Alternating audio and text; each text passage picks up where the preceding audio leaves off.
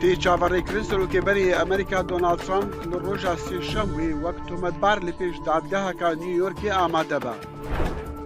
سەرۆکی ئیرانی دەبێژە لە ئیرانی حیجاب بابەتێکی قانونیە. و باو باڕۆڤین دوو ڕۆژین بۆریدا لە باشووری ڕۆژهەڵاتە ئەمریکا بە دەهان کەس مرنە.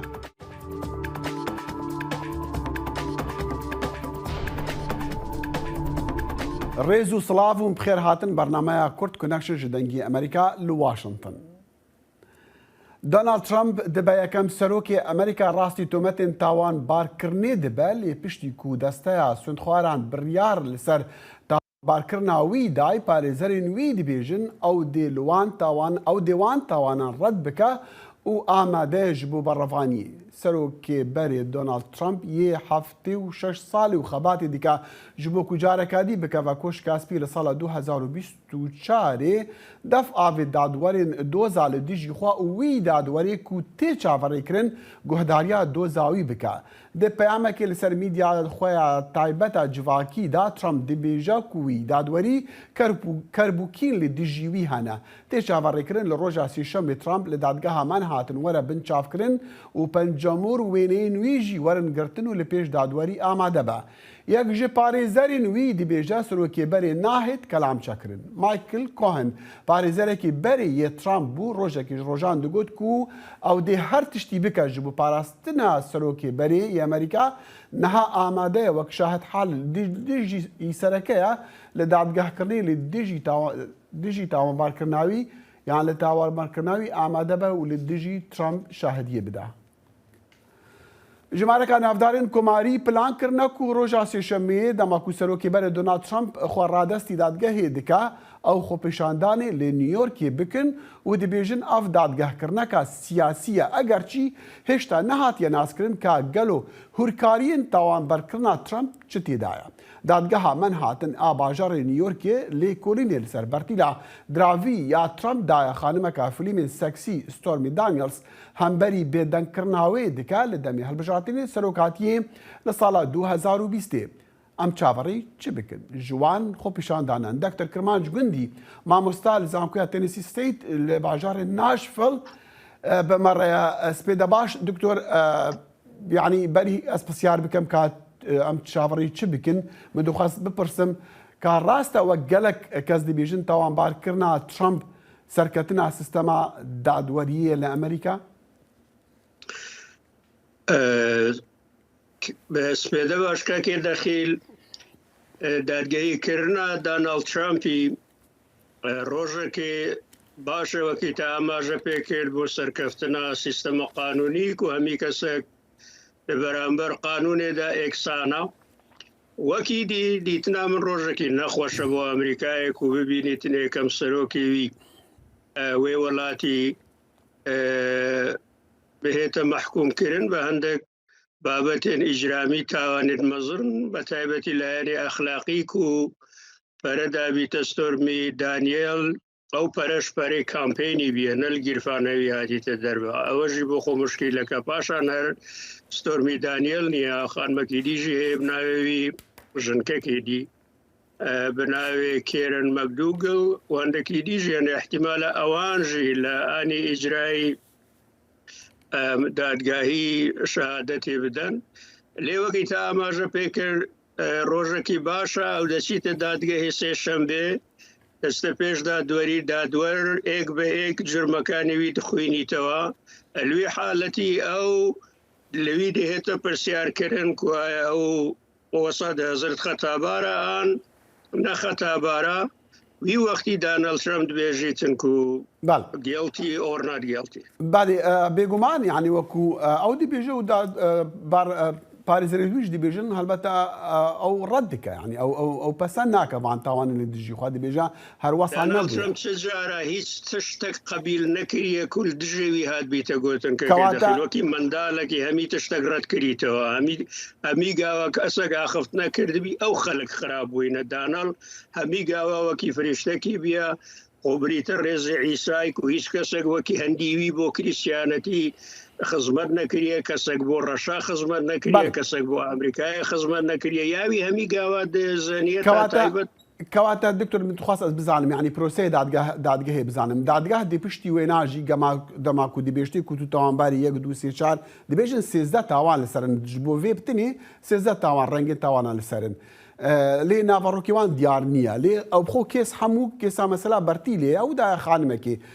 متخصص بزانم يعني دادگاه دی شنو دست بك باماده بوناوي و برانبري بيجه تو توانباری فران و دليفا نابج بو برانش خو بك. No, it's وكي بري ترايل وكي بري دادگاهی سرکی بیتن کوی روزی همی تجلوی بیتا بهت لسروی جرمی بیتا بحث کرن او دستویره دی بیج نوی او جرمین تیا او لوی وقتی دبیجیتن وکی مقاماجه پیکرد بیجی قبیل دکا آن رد دکاتا و کسد درصد رد دکاتا بس همی تشتکی دبینه او سیشنبیا بیتن خلکی امریکای جهان دزانن ایکی او تاوانانی کو ترامپ هاتی تا خطا بار کرن تاوان بار کرن او همی جرم چنا هتاوی وقتی تا آماجه پیکرد 13 آزیترن کسک جزئیاتی وی نزانید. بله دکتور ام چاوری چی دیکن؟ يعني نافدارين كوماريان وبتايبت جي بشتفانين سروكي بري دونالد ترامب قلتنا اوي هر نيويوركي اوي خو بشانداني بكن ونرازيبونا بكن لسر برانبر بريارين دادگهي افيك ادو دواجي ترامب خو دا خواج بشتفانين خو كرياكو خو بشاندانا بكن ونرازيبونا بكن لدجي في بروسي وهربر هندج ولاية نيويورك FBI سيكريت سيرفيس پلیسی لوکل همی پیک و شول دکن از بیشم 35,000 پلیس با سهشنبه دوی دبن لوی هرمی دبن ناوچه دبن کو نهیلن به هیچ جوره که هیچ خشونت روب دادن لی دیسانجی احتمال خشونتی هیا و اوی ترامپ جی دکاتن همی بو برجواندی اخویا مسئله اوی جاره که دی خو کاندید کریته و ببیته و سروک چونکه وقتی دویته سروک کوملک حق امتیاز هیا حق هیا کو بتایبتی بو مسائل قانونی و شکایل لیکرنو او تشتانه دکویت سروی هنده سرینگ پریزیدنتی کات لسرای سپی هندی لسرای سپی بیتن هیچ بابته که قانونی وی ناگریتوا و تدیچیش وقتی لاویره بو گلک محاوله کرن تستغنى تكرن حتى ويكو ترماوي خلاص بي بس ديسانجي او سرتايا بو رما روخاندنا امبراطوريتا ترامبي مسألة كيس دستوري ميدانيال او ايكما كيس دي جي بريكي وانا ودي بيجن ابا بصاناهي ترين يعني بچوكترين كيسر ديجي ترامبو نمونا او كيساكو هاندانا بشتوانيان خوكو ايريشي كونغرسي بكن او تشتي هاري مازنا لي ديسان وصل تقولكو مسألة سياسية دكتور من تخصص برسم اگر هاتو دادگاه سروكي بري تاوان باركر يعني جزايك زنداني بونمونا لسردانان ويدي ما فها جارك دي خو كانديد بكجبو هالبجاتنان يعني نا وقتی هذا محكمة كرن بالريال لسردان ترمت جرمكان سروي صاغبونا و حكمي وي هاتا دياري كرن او مافانية بجارك دي خو هالبجريتن و قانون نيويورك يجيكاكي دخيل وقتی دادگاه دست پیدا کردن تا خلاص بوناوی 6 حیوه لی ام احتمالی او دابنین کو ترامپ و تیما دادورینوی لوی پارێزەرێنوی هەوڵ بدەن بەردەوام تاخیر بکەن گرفتی تەکنیکی دروست بکەن هەتاکو بگاتە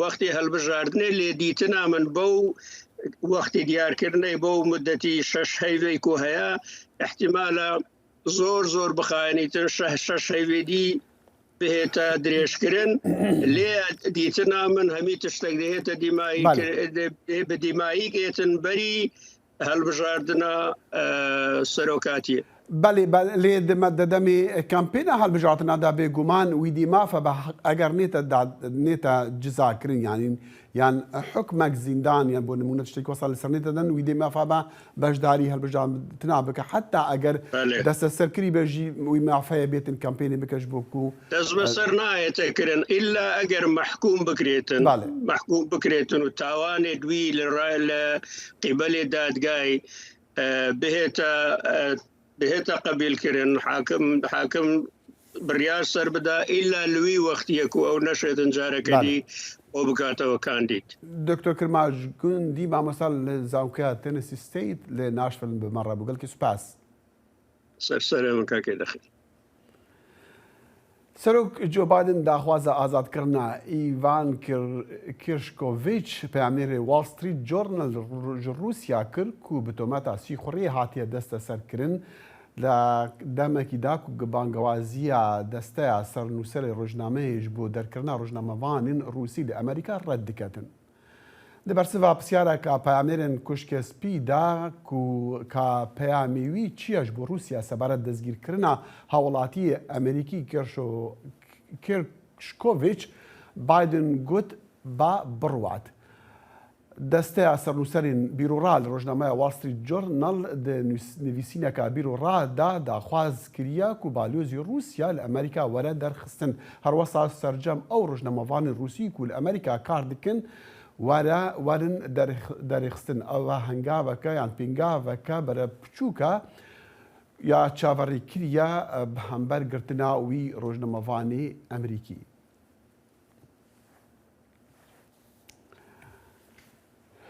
ڕێڤەبەریە خواردن و دەرمانان ئەمریکی بە بەکارئینانە بێ ڕاچێتایە دەرمانەک پەسەند کریە و بلەس باندۆرین زێدەوەرگرتنا ئافیۆنی دناڤدا ژی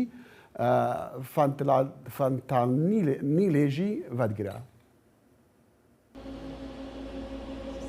بەڕێوەبەرایەتی خۆراک و دەرمانی ئەمریکا بڕیارێکی دەرکردووە سەبارەت بەوەی خەڵک بتوانن بەبێ ڕەچەتەی دکتۆر سپرای لوتی نارکەن لە فروشگاکاندا بکڕن. نارکەن کە جۆرێکە لە دەرمانی نێڵاکسۆن چارەسەریەکی ستانداردە کە لە کاتی زیادەڕەوی لە بەکارهێنانی مادە هۆشبەرەکاندا بەکاردێ. زیادەڕەوی لە بەکارهێنانی مادە هۆشبەرەکان هۆکارێکی سەرەکی مردنەکانە لە ئەمریکا، لەوانەش زیادەڕەوی لە بەکارهێنانی فەنتەنەڵ. فەنتەنەڵ دەرمانێکە بۆ چارەسەرکردنی ئازاری قورس پەسەند کراوە، بەڵام بە شێوەی نایاسایی و بە نرخێکی هەرزان لە مادە کیمیاییەکان بەرهەم دەهێنرێت و پۆلیسی ئەمریکاش دەڵێ بە پلەی یەکەم لە چین و لە ڕێگەی مەکزیکەوە دێتە ناو ئەمریکاوە. فەنتەنەڵ لەگەڵ هێرۆئین یان کۆکائین تێکەڵ دەکرێت یان لە شێوەی حەبدا بەکاردەهێنرێت. جۆرەکانی فێنتەنێل لە ئێستادا زۆرن، بەڵام هێشتا بەگشتی لە شێوازی حەبی ئازاردا بەرهەم دەهێنرێن و هەر بۆیەش لە حەبێکی ئۆکسیکۆدۆن دەچێت کە کەسێک لە دەرمانخانەیە گوێری دەگرێت و بۆیە بەداخەوە زۆر کەس کە تەنانەت ڕەنگە ئالوودە نەبوو بێت حەبەکە بەکاردێنێت و پێ وایە کە تەنها حەبێکی ئازاری لە هاوڕێیەکی وەرگرتووە. ئەمە هۆکارێکە کەوا دەکات دەسڕاگەیشتن بە سپرای نارکەن بەرفراوان بکرێ. تا خەڵکی ئاسایی زیاتر واتە ئەو کەسانەی کە مادە هۆشبەرەکان بەکارناهێنن زیاتر دەستیان بە نارکەن بگات، ژیانی زیاتر ڕزگاری دەبێت چونکە هەرگیز بەڕاستی نازانێت ئەوەی دەیخوات فێنتەنێلی تێدایە یان نا. ئەم بڕیارەی بەڕێوەبەرایەتی خۆراک و دەرمانی ئەمریکا بۆ بەکارهێنانی نارکەن لە سەرانسەری وڵاتدا بەبێ ڕەچەتە لە کاتێکدایە کە لە ساڵی 2019ەوە ئەم دەرمانە لە ویلایەتی واشنگتۆن بە شێوەیەکی بەرفراوان بەردەستە، تەنانەت لە قوتابخانە و کتێبخانەکانیشدا دانراون بۆ کاتی پێویست. ئالوودەبوویەکی پێشووی مادە هۆشبەرەکان کە ئیستا ڕاوێژکارە دەڵێ دەرمانە ڕزگارکەرەکانی ژیان تەنها کاتێک کاریگەرن کە لە کاتی خۆیدا بگاتە دەستت. خەڵک هەست بە شەرم دەکەن لە بەکارهێنانی مادە هۆشبەرەکان، هەر بۆیەش بە تەنها بەکاری دێهێن و کاتێک بە تەنهاش دەبیت ناتوانیت خۆت لە دەرەنجامەکانی زیادەڕەویکردن لە بەکارهێنانی مادە هۆشبەرەکان ڕزگار بکەیت. سپرای نارکەن ژیانی خەڵک ڕزگار دەکات، بەڵام دەبێت هەبێت و کەسێک بیگەێنێتە دەستت. دەشڵێت پێویستە هەموو کەسێک فێر بکرێ کە چۆن بتوانێت ئاستی زیادەڕەوی لە مادە هۆشبەرەکان دەستنیشان بکات و چۆنش بتوانێت نارکەن بەکار بهێنێت. هەرگیز نازانیت کەی و بەسەر کێدادێت. دەکرێت لە کاتی هاژوشتندا بێت یا لە ناو پاسدا بێت. لەوانێت تۆ فرۆشگاکەت بکەیتەوە و کەسێک لەوێ بێت کە لە دەرەنجامی بەکارهێنانی زیادە مادە هۆشبەرەکاندا کەوت بێت.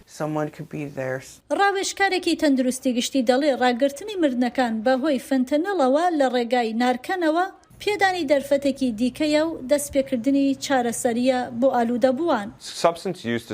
بەکارهێنانی مادە هۆشبەرەکان بە شێوەیەکی ناسایی حاڵەتێکی پزیشکی درێژخایەنە و چارەسەریش دەکرێت ئەگەر بتوانن ئەو پێشگیریە چارەسەریە دابین بکەین کە خەڵک پێویستیانە ئەوە خەڵک باشتر دەبن و چاک دەبنەوە. دەستڕاگەیشتن بە نارکەن بەبێ ڕەچەتە ڕەنگە چەند مانگێک بخایەنێت لە ڕاگەندراوەکەی بەڕێوەبەرایەتی خۆراک و دەرمانی ئەمریکا هاتووە کە هانی بەرهەمهێنەرەکەی دەدا کە بەرهەمەکە بە زووترین کات و بە نرخێکی گونجاو بخاتە بەردەست. بۆ ناتاشا مۆزگۆفایە بەفراوی نووری دەنگی ئەمریکا واشنگتۆن. وەزیری دەرڤێ ئەمریکا ئەنتۆنی بلینکن سەباهی دێ بەرەف بروکسلی هەرە بۆ کۆمبوونان دەگەڵ وەزیرên دەرڤێن وڵاتên ئەندامên ناتۆ چاوەڕێتیکردن جivî ناوان li ser berdewamiya piştevanîkirina Ukrayna bi herwesa jî ev civîn dibe piştî demekîkên piştî ku Tirkiye yan Parlemanê Tirkiya endametiya Finlandê di NATO'ya da pesend kirî.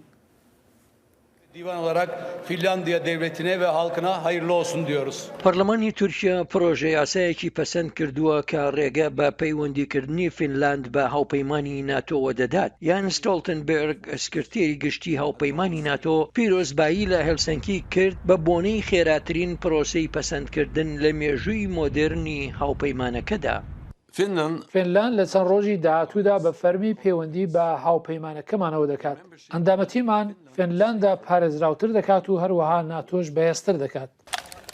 داگیرکردنی رووسیا لە ساڵی ڕابردوودا بووە خاڵێکی وەرچەرخان بۆ سوید و فینلاند و پاڵی بە هەردوو وڵاتەوەنا چەندان دەیە لە بێلایەنیان پێچەوانە بکەنەوە و داوای پەیوەندیکردن بە هاوپەیمانی ناتۆوە بکەن. وڵاتی فینلاند سنوورێکی بە درێژایی 1300 کیلۆمەتری لەگەڵ رووسیادا هەیە. هاوکات نە تورکیا و نە هەنگاریا ئاماژەیان بەوە نەکردووە کە دەرئەنجام پشتیوانی لە هەوڵی سوید بۆ بە ئەندامبوونی لە ناتۆدا دەکەن. پەسەندکردنی فینلاند بۆ پەیوەندیکردنی بە ناتۆوە لەو کاتەدایە ئەنتۆنی بلینکن وەزیری دەرەوەی ئەمریکا هەفتەی داهاتوو بەرەو بروکسل بەڕێدەکەوێت بۆ بەشداریکردنی لە کۆبوونەوەکانی یەکێتی ئەوروپا و هەروەها ناتۆ و کۆبوونەوەکان سنگ دەخەنە سەر بەردەوامیدان بە پشتیوانیکردنی کیێف. دوا کۆبوونەوەی وەزیرانی دەرەوەی وڵاتانی هاوپەیمانی ناتۆ لە مانگی 11 ساڵی ڕابردوودا بوو لە بوخارست لە ڕۆمانیا. ویلایەتە یەکگرتووەکانی ئەمریکا بە توندی پشتیوانی لە فینلاند و سوید دەکات هەتا دەشێت زوو پەیوەندی بە ناتۆوە بکەن. شارەزایەک بە دەنگی ئەمریکای گوت پەیوەندیکردنی فینلاند بە ناتۆوە سەرکەوتنیی گەورەیە بۆ هەلسینکی و ناتۆ و گوتیشی هاوکات شکستێکە بۆ ڤلادیمیر پوتینی سەرۆکی رووسیا. وەک ئێمە بزانین پوتین لە 24 مانگی 2 ساڵی 2022 جەنگەکەی دژ بە ئۆکرانیا بەرپا کرد بۆ ئەوەی هەڕەشە لە هاوپەیمانی ناتۆ بکات و هەروەها ڕێگری لە سوێد لە چوونە نێو هاوپەیمانی ناتۆ بکات. من پێم وایە پوتین هیوای دەخواست کە هەتا ڕادەیەک پاشەکشە بە ناتۆ بکات. مەسەلەکە بۆ پوتین ئەو پەڕیمایی ناومێدیە کە فینلاندا پەیوەندی بە ناتۆوە دەکات. ئەو کارەی تەواو بە پێچەوانی خواستی پوتینە کە دەبینێت هاوپەیمانی ناتۆ لە ڕاستیدا وا بەرفرەوان دەبێت. ڕەنگە سەردانەکەی ئەم دوایەی شی جینپینگ سەرۆکی چین بۆ رووسیا ئەوەش ببێتە تەوەرەیەکی دیکەی وتوێژەکانی بروکسل. دەبێت ئێمە لەسەر ئەم خاڵە ڕاشکاو بین سەبارەت بەوەی کە چۆن چین لە سەر و سەوداکردنی لەگەڵ جەنگی پوتین بەردەوام دەبێت ئەوەی بۆ بەڕێوەچوونی پەیوەندیەکانی نێوان یەکێتی ئەوروپا و چین دەبێتە فاکتەرێکی یەکلاکەرەوە. مایکل کێمج بە دەنگی ئەمریکای گوت هەڵسەنگاندنی ئەوەی کە کۆبوونەوەکەی نێوان پوتین و شیچینگ چەند گرنگ بووە سەختە بزاندێت بەڵام پێدەچێت هەندێک گرژی بەنهێنی هەبێت لە نێوان بێژین و مۆسکۆ سەبارەت بەوەی کە رووسیا چۆن درێژە بە جەنگەکە دەدات لەو دەمەی کۆتایی هاتنی جەنگەکە لە ئاسۆدا بەدی ناکرێت. بۆ سندی سین سمکۆ عەزیز دەنگی ئەمریکا. دەنگی ئەمریکا سەرچاوەی متمانە پێکراوی هەواڵ و زانیاری.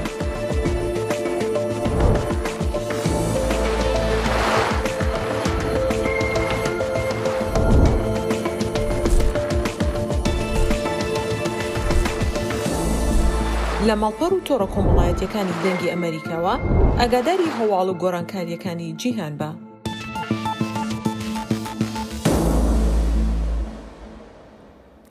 براهیم ڕئیسی سەرۆکۆماری ئێران دوێنێ شەمە ڕاگەیاند کە حیجاب بابەتێکی یاساییە لە ئێران. ئەم ڕاگەیاندنەش پاش بڵاوکردنی گرتە ڤیدیۆیەکی بوو تێیدا دەرکەوتووە کە پیاوێک لە دوکانێک نزیک شاری پیرۆزی موسڵمانانی شیعەدا ماست بە دوو ژنی پەردەپۆش کراودا فڕێدەداتن. دەسەڵاتدارانی دادوەری لە شارۆچکەیەکی نزیک شاری مەشهەد لە باکووری ڕۆژهەڵاتی ئێران فەرمانی دەستگیرکردنیان بۆ ئەو پیاوە دەرکردووە کە بینراوە ماستی بە سەرسەری ئەو دوو ژنەدا دەڕژێتن. میدیاکانی دەوڵەتی ئێرانش بەڵاویان کردووە کە ئەوانش بەهۆی سەرپێچکردن لە ڕێسا توندەکانی جلوبەرگی ژنانی ئێران فەرمانی دەستگیرکردنیان بۆ دەرچووە.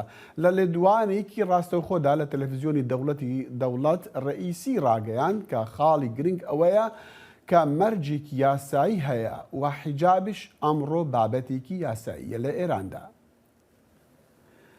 خالد عزیزی وتەبێژی حزبی دیموکراتی کوردستان ئێران باس لەوە دەکاتن کە تا ئێستا و لەو بڕوایەدایە کە سیستەمی کۆماری بۆ ئێران لە داهاتوودا باشترین ڕێگای بەڕێوەبردننی وڵاتە نەک هیچ ڕژێمێکی تر یان سیستەمێکی تر. هاوکارمان بەڵێن ساڵح چاوپێکەوتنێکی لەگەڵ خالد عزیزی کردووە سەبارەت بە گروپە ئۆپسیۆنەکانی ئێستای ئێرانش و پێکهاتەکانی کۆبوونەوەی نەتەوەکانی ئێران لە کەنەدا. کۆبوونەوەی کانەدا ئەوەی کە من تێیدا بووم لەلایەن حزبی دموکراتەوە کۆبوونەوەیەک بوو جەمعێک بوون ئەو جەمعە باکراون و تا پێناسەی ئێتنیکی یا میلیان هەبوو بە کورد و ئازەری و بەلوچ و عەرەب و تا کۆنگرەی نەتەوەکانی ئێرانی فیدرال و جەمعێکی دیکە بوون کە ڕێخستنیان هەیە ئەوان باوەڕیان بە ڕێگاچارەی جمهوری خاهی هەیە بۆ داهاتووی ئێرانەوەی کە بە فارسی پێی دەکوتریا. ئەگە وایە هەم ڕێکخراوی میلی و نەتەوەیی بوو هەم ڕێکخراوی سەرتاسەری ئێرانی بوو لەوێدا باز لەسەر وەکرا کە زەرفێکی مناسب یا ڕێگاچارەیەکی مناسب کە ئێمە کاری بۆ بکەین بۆ ئالتەرناتیو چییە. من لەلایەن حزبی دموکراتەوە وتارەکەی خۆم پێشکێش کرد ئاماژەم بە هێندێک خاڵی سەرەکی کرد کە ئەو خاڵە سەرەکیانە واتە بە قەولی فارسی ئەو شاخصانە دەتوانن سوورەتی مەسئلەکە دروست بکەن و دوایە شۆڕ بینەوە بۆ ڕێگا حەلەکان. چیە ڕێگەچارە؟ خاڵە سەرەکیەکان یەکەم ئەوە بوو دەبێ ئێران بە وڵاتێکی فرەنەتەوە بناسرێ میلیەتی جۆراوجۆری تێدا هەیە کاتی قسێ لە هۆویەتی میلی ئێران دەکرێت ئێمە باوەڕمان بەوە هەیە بڵین خەڵکی ئێران ئەگە شۆڕ بینەوە بڵین میلیەتەکانی ئێران لە نێو کۆنسپتی میلیەتەکانی ئێران فارس و تورک و کورد و بەلوچ و عەرەب هەموو تێدا هەنا. ئەوە یەک. دوو ئێمە باوەڕمان بەوەیە لەو پرۆسەیەدا بە تەوافق بچینە پێشیە واتە هەموو شت بە دێموکراسی نەسپێرین بۆ دوایە لەسەر هێندێک ڕوکنەکان تەوافق بکەین. ڕوکنەکان چەند یەکەم جیایی دەوڵەت لە دین لەبەرەوەی کە ئێمە جمهوری ئیسلامی ئێرانمان بینیوە کە چی لە ئێران کردووە. دوو هەم ئێمە باوەڕمان بە دوو سیستم نییە بۆ ئیدارەی داهاتووی یەکێکیان سیستمی سەڵتانەتی و پادشاهی یەکێکیان سیستمی ئیسلامی یا ئیستبدادی دینی. سێهەم ئیدارەی ئێران دەبێت ئیدارەیەکی متەمەرکز نەبێ. ئێمە تەجروبەی تەمەرکۆزمان کردووە هەم لە حکوومەتی پەهلەویدا هەم لە حکوومەتی جمهوری ئیسلامیدا تەمەرکۆز یانی ناریدەگرتن لە بەرچاو نەگرتنی میلیەت‌های جۆراوجۆر لە ئێرانە. چوارم باوەڕ بە دێموکراسی و ماف و ئەو ماف و دێموکراسی و شتانە هەموو پێویستی بەوە هەیە قسەی لەسەر بکرێ و شێ بکرێنەوە. و لەو پەیوەندێدا کوتمان ئێمە وەک حزبی دموکرات وەک خەڵکی کورد هەمیشە فرسەت بووینە بۆ داهاتووی ئێران تەهدید نین و هیوادارین لایەنەکانی ئێرانی بەوە بگەن کە کوردستان لەو پرۆسەیەدا دەتوانێت دەورێکی زۆرتریشی هەبێ. دلیل بەر ئەوەیە ئەو جوڵانەوەی لە کوردستان دەستی پێکرد و ئێمەی کوردی زۆرتر هەزینەکەماندا لە هێرشکردن بۆ سەر خەڵک تا بگرە موشەکبارانی ڕێبەری حزبی دموکرات و لایەنەکانی دیکە. پێش ئەم کۆبوونەوەی کەنەداش هەندێک گرفتیە هەندێک ئاڵۆزی دروست بوو لەسەر ئەوەی چەند نزیک بن لە سەڵتەنەت تەڵەبەکان چەند دوور بن لە سەڵتەنەت تەڵەبەکان. ئێستا ژەرماوە ئێمە بە سەراحەت منشوری جۆرجتاومان ڕەت کردەوە کە جەم ئێکسێلبرتی دروستیان کردبوو. پێمان وابوو ئەوە ڕێکارێک نیە ئەوە ڕێگا حەلێکی مناسب نییە. بەس لە پەیوەندی لەگەڵ پرسیارەکەی جەنابەت ئەوەی سەڵتەنەت تەڵەبەکان بەشێک نین لە پرۆژەی ئێمە کتومانە ئەوەمان ڕەت کردوێتەوە. نظامی سەڵتەنەتی و نظامی کۆماری ئیسلامی دەبێت لە بین بچێ. جاگە دێنەوە سەردار و لەو چەند و چۆنی دروستکردنی ئالتەرناتیوێک کە ئەو دوانە ڕەت دەکاتەوە ئەوە بەحسێکە لەسەرمان کردووە. بەڵام بۆ ئاگاداری جەنابەت وەڵا لە سۆشیال مێدیا و لەو شتانەی پەیوەندیان بە داهاتووی ئێران هەیە و ڕێگا حەلەکانی جۆرا جۆر بۆ ئەو مەسئلە کێشە و ناکۆچی و پێک هێرشکردنە سەر یەکتر هەیە یعنی شتێکی تەبیعیە بۆ هەبێ کاک خالد لە کاتێکە ینی کورد بە ئەزمموی زۆر خراپە بە تایبەتی لەسەر ئەو جۆرە ناکۆچی و پەلامەردانانی یەکتر تێپەڕی ئەو کێشانێک کە هەیە زۆرتر ئەوەیە سەڵتەنە تەڵەبەکان هێرش دەکەنە سەر کوردەکان دەڵێن تەجزیە تەڵەبن ڕەنگە لە نێو کوردی شوێندێک هێرش بکەنە سەر ئەویان شتیان پێ بڵێن ئێمە بۆ خۆمان موافقی ئەو شێوە بەحسە نین دنا ئەوەندەی پەیوەندی بە نێو ماڵی کوردی هەیە ئەگەر جیاوازی بیرروەچوونیشمان هەیە هەردوو لای ئێمە واتە حزبی دموکرات و کۆمەڵە و لایەنەکانی دیکە وڵا دەبێ مدیریەتێک بکەین کە و پێک هەڵپڕژانە لە دنیای مەجازی و سوسیال مێدیا زۆر نەچێتە پێشێ و بە جۆرێک ئێمە بتوانین چارەسەری بۆ بینەوە.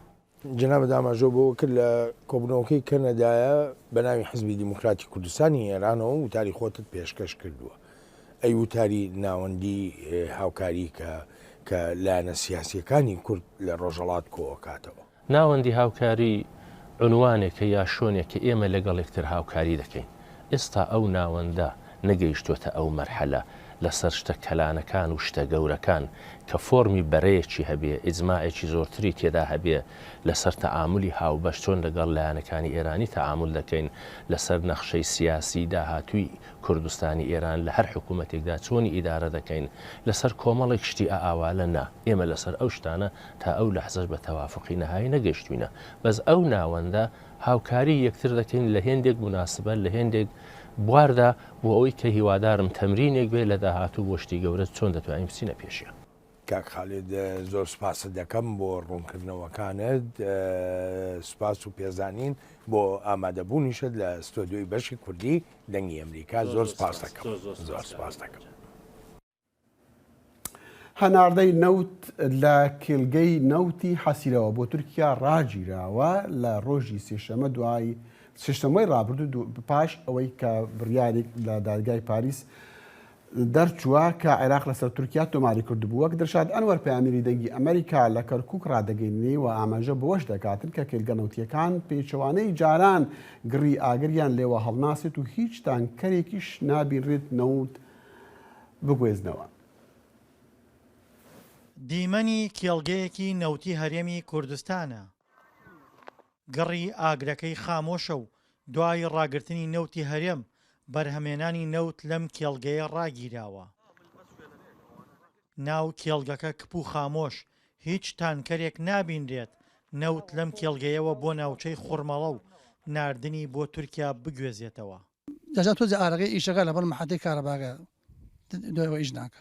کێشەکە لێرە نییە کێشەکە ئەمانژنە سەحالێن تەنگەر بێ بارێکە بارەکەین بەل لەوێ بەتاڵی ناکەن لە خۆرمەڵە سایق تەنگەرەکان باری ناکەن لێژە مۆ چاوەڕان بکەن تاکو بریارە دەرەچێت. کێڵگەی نەوتی حەسیرە لە ناوچەی گەرمیان کە جاران ڕۆژانە 30,000 بەرمیل نەوتی لێ بەرهەم دەهێنرا و دواتر بەرهەمێنان کەم کرایەوە بۆ 12,000 بەرمیل نەوت لە ڕۆژێکدا. بەڵام ماوەی چەند ڕۆژێکە و بەهۆی نەناردنە دەرەوەی نەوتی هەرێمەوە بەرهەمێنانی نەوت تەواو ڕاگیراوە. لە ڕۆژی سێشەمە دوانیوەڕۆوە نەوت ناڕۆ بۆ کۆمپانیای حەسیرە بۆ خوڕمەڵە بۆ تورکیا ناڕۆ لە بەوەنەی کێشەی هەرێم و عێراقەوە. ڕاگررتنی نەوت لە کێڵگە نەوتەکان تەنها زیانی ئابووری بە هەرێم نەگەیاندووە. بەڵکو پێشتر لەم کێڵگە نەوتیە ڕۆژانە 130 مێگاوات کارەبا بەرهەم دەهێنرا بەڵام ئێستا ڕێژەی بەرهەمێنانی کارەباش تەواو کەمی کردووە و ناوبەناو بۆ دابینکردنی کارەبا گەڕی ئاگر لە کێڵگەکان بەرز دەبنەوە.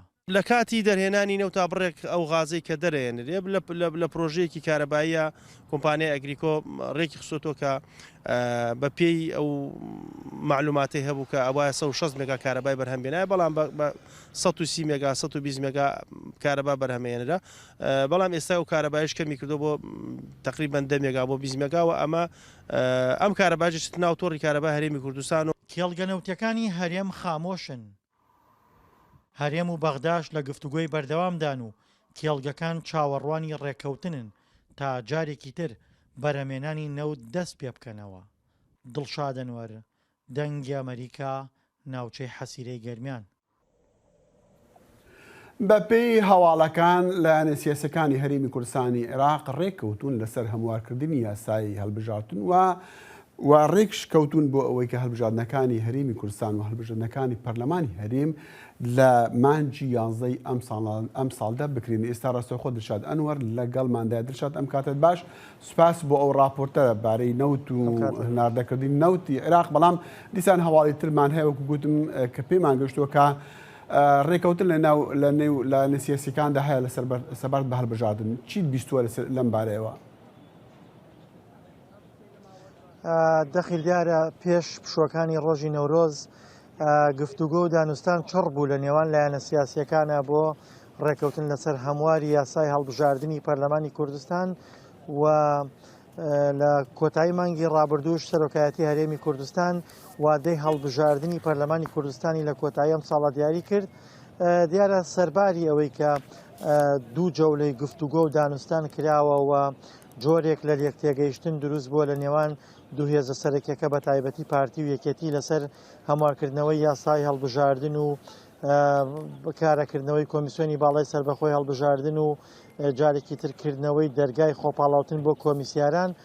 بەڵام لەگەڵ ئەوەشدا جۆرێک تاکو ئێستا ئەکرێ بڵێن ڕاستە لێکتێگەیشتن هەیە، ڕاستە گفتوگۆکان بەردەوامن، بەڵام ئەکرێ بڵێن ئاستەنگەکانی بەردەم هەڵبژاردننی پەرلەمانی کوردستان لە کۆتایی ئەم ساڵدا هێشتا بە تەواوەتی لا نەبراون. ئەو ئاستەنگانە چین لایەنەکان لەسەر یەکتری ئەوانە چین، ئەو ئاستەنگانە چین تا ئێستا ماوە. بەڵێ دەخیل ئاستەنگەکان بریتین لەوەی کە یەکەم یەکێتی پێی وایەکە لە دیاریکردنی هەڵبژاردننی پەرلەمانی کوردستاندا لەلایەن سەرۆکایەتی هەرێمی کوردستانەوە پرس بە هێز و لایەنەکان نەکراوە و ئاستەنگێکی تر مەسەلەی کورسی کۆتاکانە کە تاکو ئێستا لە نێوان یەکێتی و پارتیا ئەم پرسەیەک لای نەکراوەتەوە و مەسەلەیەکی تریش مەسەلەی تۆماری دەنگدەرانە کە یەکێتی داوای پاکردنەوەیەکە و پێی وایە کە هێشتا ناوێکی زۆری مردوو و خەڵکانێک کە لە ژیاندا نەماون لە نێو لیستەکاندایە. پارتی دیموکراتی کوردستانیش پێی وایە کە دەرفەتێکی ئەوتۆ نەماوە، ئەکرێت هەندێک لەم داواکاریانە جێبەجێ بکرێەوە، هەڵبژاردن ئەنجام بدرێ، دوای هەڵبژاردن کار لەسەر ئەم داواکاریانە بکرێ. کەواتە هیچ پێشکەوتنیان پێشەوە چوون لەو بارەوە نەکراوە، یان چکە ئێمە دەزانین پێش نەورۆزیش هەر کێشەکان هەر ئەوە بوو بابەتی کۆتا، بابەتی تری ئەوەی ناوی دەنگدران و ئەوان نەبووە بەتایبەت لە ناوی یەکێتی و پارتیدا. بەڵێ دەخیل دیارە لەسەر هەندێک تەوەر گەیشتونەتە ڕێکەوتن و لەسەر هەندێک بابەتی تەکنیکیش قسە کراوە و پێشنیارەکان بەرز کراوەتەوە بۆ سەرکردایەتی هەردوولا. بەڵام لەگەڵ ئەوەشدا قەرارە لە ڕۆژانی داهاتوودا کۆبجارێکی ترێکێتی پارتی کۆ ببنەوە، بەڵام ئەکرێ بڵێن جۆرێک لە پەڵبگرتن، جۆرێک لە بیانوگرتن بە یەکتری هەیە لە مەسەلەی هەڵبژاردنە. بۆیە سەرباری پێشکەوتن و چوونە پێشەوەی گفتوگوەکان، بەڵام ئەکرێ بڵێن هێشتا ئاستەنگ ماوە و هێشتا هەندێک کێشە ماوە کە پێویستیان بە کۆتایی پێهێنانە بۆی کە هەڵبژاردن لە کۆتایی ئەم ساڵدا ئەنجام بدرێت. باشە دڵشاد، ئێمە بۆ نمونە هەڵبژاردنەکانی ڕابردوودا بینی من کە ڕێژەی بەژاری حتا لای عێراقاشە زۆر کەم بوو. ئێستا خەڵک چی دەڵێن بارەی هەڵبژاردنەکان؟ یعنی ئێستا خەمی خەڵکە ئەگەر هەڵبژاردن بکرێن یان دوا بخرێن؟ دەخیل دیارە لە ئێستادا ئەوەی کە ینی بە سەراحەت و بەڕاشکاوانە ئەوەی کە ئێستا زوومی خەڵک زیاتر لەسەر مەسەلەی نەوت و ڕاگررتنی نەوت و نەوتی هەرێم و وەڕێکەوتنی نێوان هەرێم و بەغایە لەسەر مەوزوعی جارێکی تر گێڕانەوەی مافەداراییەکانی فەرمانبەرانی هەرێمی کوردستان. بۆیە ئەکرێ بڵێن ڕێکەوتنێکی زۆر کەم هەیە، ئەکرێ بڵێن زوومێکی زۆر کەم هەیە لەسەر مەسەلەی با بڵێن هەڵبژاردن، بەڵام ڕەنگە لە ساتەوەختی نزیک بوونەوە لە هەڵبژاردندا لایەنەکان هەوڵ بدەن کە بە شێوەیەک لە شێوەکان حەماسەت بدەن بە لایەنگرانی خۆیان و وا بکەنە کە لایەنگرانی خۆیان ببەنە سەر سنووقەکانی دەنگدان. بەڵام ئێستا ئەکرێ بڵێن شارع ساردە و هەڵبژاردن زۆر مایەی با بڵێن تێڕامان نییە لای خەڵک. دڵشاد ئەنوەر پامی دەنگی ئەمریکا لە کەرکووک لەگەڵ مامو، زۆر سپاس.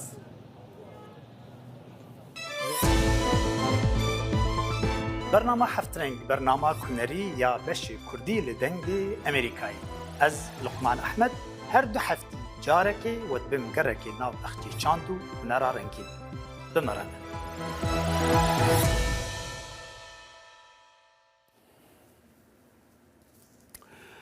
کمپانیا S&P گلوبال لڕژائینی ئاسۆیە پێداچۆنا خواش بۆ تورکیا ji سەقامگیریê بۆ نەرینiyê guhart û ئاماژە بلاوازیە سیاسەتا وڵاتیدا دیwarê قەرزاندا û کۆنترۆلا ڕێکخستیە ئاراستەکردنا بەهای دراوی بیانیدا û هەروەسا ڕێژەیە قازانجê li ser deynan. Artêşa wêrankar a li Tirkiye dayê bandora herî mezin kiriye ser bilindbûna bihayên her tiştî di bazarên Tirkiye de. Renga ew bibe sedema pêtir bilindbûna rêjeya helawsanê berî hilbijartinên çardeyê meha pênc Gulanê. Banka Navendî li 23 Şubatê rêjeya qazancê nizm kir û gihande 8.5 ji sedê bi mebesta kêmkirina karîgeriya Artêşê li ser aboriyê welatî. û baskê jinan a Partiya Çap a kesik civînek li darxist îro berî çand demijmêran rayedarên HDP jî têda stratîjiya xwe ya bejdariya jinan di hilbijartinan de diyar kir. Peyamnêrê dengê Amerîka Eyûb Demîr li wir amade bû. Eyûb dem baş di civînê de çi hat gotin û stratîjiya wan çi ye ji bo mesela bejdariya jina hem namzedê jin hem jî di nav xelkê de em dizanin ku mesela jin gelkî giring e bên dengê xwe bidin. دخیل راستی دکارم بیجم که همو پارتیین سیاسی جبو هلبجارتنی آماده کاری خواه برای واده بن. HDP جی چند روز بری جخوا بیاننامه هلبجارتنی تواهی دیار کربو ایرو جی نزدیکی سیست جن کم بون بیاننامه جنی یعنی دوی هلبجارتنی دا جن و استراتژی که چوا تخن پیشی خواه لسر ویاسه کنین. و یکشی دانازان اک آماده کرن اف دانازان اوه Kurdî û Tirkî çapkirine divê danazanê da tê diyarkirin ku mesela jinê ji bo partiya wan mesela herî giring e ji bo çareserkirina vî jî him di qanûna yan jî an jî destûra bingehîn da û him jî di nav civakê da dixwazin hin tişt bên gorandin. Ji bo wî jî ragihandin ku lazim e destûr bi tevahî piştî hilbijartinê ji bo ku mafê jina biparêze were gorandin. باشا ببینه مثلا کورچی گرینگه بله ده بحث هندی که کو او دخواست که من تش بین گوهرتن مدخواست از جوی اشتم برسم تشتی کو او دخواست بین گوهرتن چه تشتن یکم مثلا پیمان استنبولی جالی دستلاتی و هاتبو راکرن جن راستی دخواست وان اوکو پشتی هلبجارتنی دبیجن کو و سیستمک بگوره آنجی دستلاتی بچه دستلاتی کان نوره یکم پیمان استانبول پاشتا وگره دویم د قانون بنگهین دا yani وک قانون کا ظلامان تی دیار کرن دبیجن کو لازم کو دوان قانونا بنگهین دا جی وکویک به چیکرن او جن جی مافیوان زیدتر درکه پیش دالیدن دا جی yani دناv malbatan da anje evan da hin gorankari o dinav civakê da jî gorankarî lazim e destilatiya nû daxwaz dikin ku ji bo viya jî tiştên nû derxînin pêş. Daliyê din da dîsa xweza û hin tişê din lê rastî tişekî taybet jî bas kirin. Mesela berdevka partiya çep ya kes Çiğdem Kılıçgün uçar di qısadana xwe ya Zazakî da got ku lazim e ku mesela Kürt jî bi tevahî were çareserkirin ji bo ku li Tirkiye pirsgirêka herî mezin mesela Kurd e. Eyûb min dixwast ez bêjim madem em xanima dibînin û civîna wan li wir de em dibînin em dizanin jî di hilbijartinên berî nihade jî HDP gelkî giringî da rolê jinê û gelkî namzedên jin hebûne ji bo hilbijartina û gelkî jin bûne endamên Parlemanê Tirkiye ji HDP. Niha plana wan çi ye yani rêjeya namzedên jin çend e ji bo parleman? Dexil rastî di nav partiyên ku di parlamentoyê de bi tevahî wisa bêjim giringiya herî mezin HDP dide jina. Ji bo ku li gorî wan yani rêjeya jina lazim e di warê pozîtîv da were nûkirin û sedam pêncî an jî pêncî zêdetir jin derkevin pêş. ve hilbijartina endamanda jî an jî diyarkirina endamanda jî em dibînin ku di vê ew da jî dîsa jin ciyekî girîng digirin. Eyûb Demîr peyamê dengê Amerîka li Enkarê bi me re bû gelkê spas Eyûb.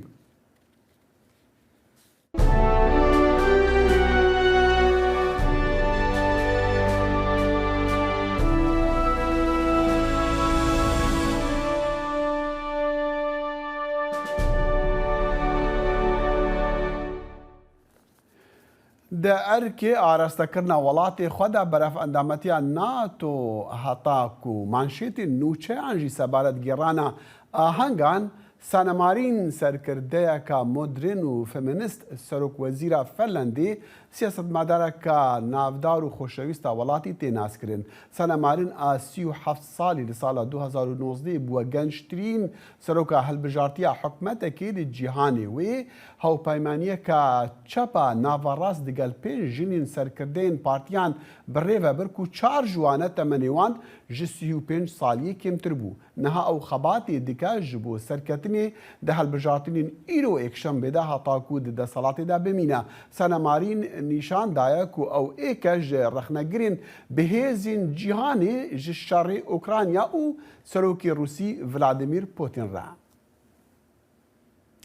تیمên hawarçonê li qurbaniyan digerin piştî barovên bihêz li Sranserî wîlayeta Arkansas dayîn û bi kêmî 5 kes kuştîn û bi dehan kesan jî birîndar kirîn. Jimara miriyan di çend bav barovên başûrê Neverast û Rojhilatê Amerîka'da geştiya 22 miriyan. Kar bi dest dibêjin barovê otomobîl wergerandin û hêlin elektrîkê birîn li bajarê Little Rock û devvereka berfireha Rojhilata paytextê wîlayetê. Pêleka baw barovên tund û dijwar ji roja heynî were çend deverên Amerîka vegirtine. Reşeba û gerdelûl gev kirine ser beşê naverastê welatî bigire ji Texasê heta deryayên mezin. Li bajarê Belfeder yê wîlayeta Illinois lê demê konsertekê keş û hewayê tund seqfê şanoyekê şikand û bi egerê wê kesekî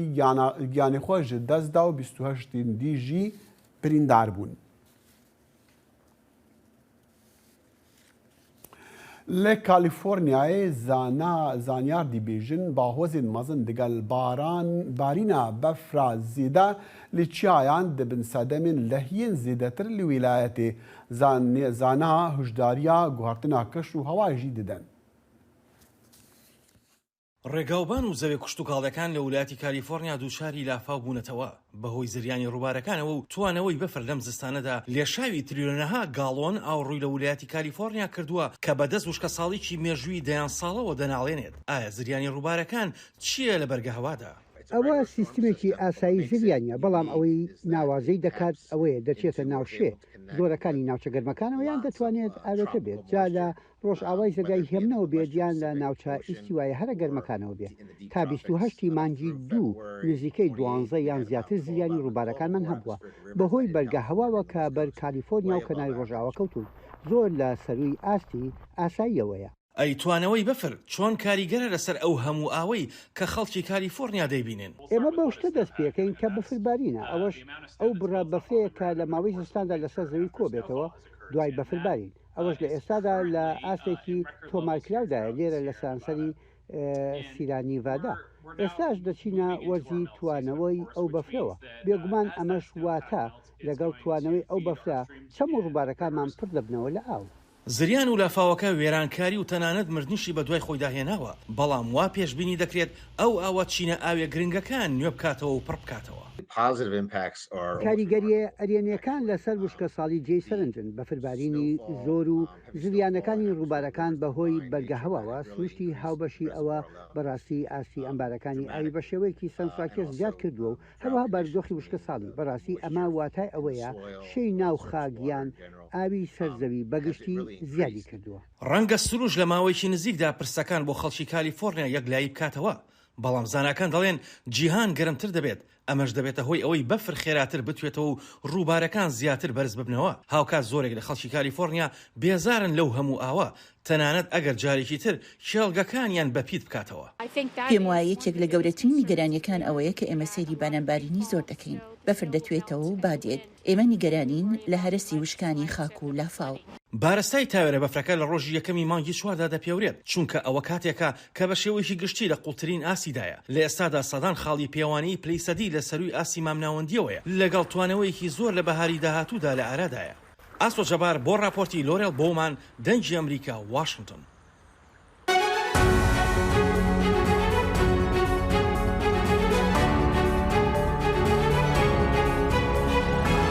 چاوی واشنگتن بەنامەیەکی هەفتانەیە لە بەشی کوردی دەنگی ئەمریکاوە ئامادە و پێشکەش دەکرێت. من بەڵێن ساڵح هەموو ڕۆژانێکی هەینی لەگەڵ پسپۆڕاندا تاوتوێی گەرموگورترین بابەتی ڕۆژ دەکەین لە پەیوەندی بە سیاسەتی دەرەوەی ئەمریکاوە. لەگەڵمان بن.